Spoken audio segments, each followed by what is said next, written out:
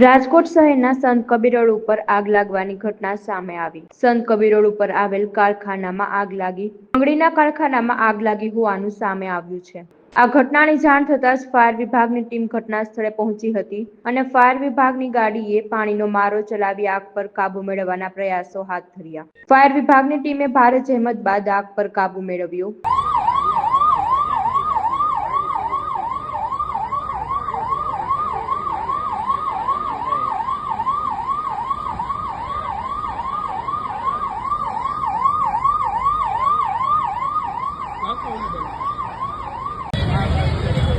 આ કોની ગાડી છે પહેલા?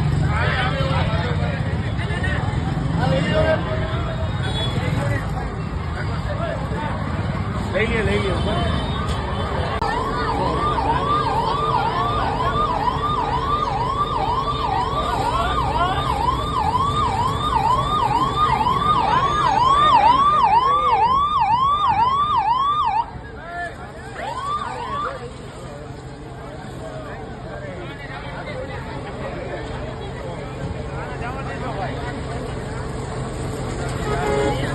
જવા દો ને, જવા દો।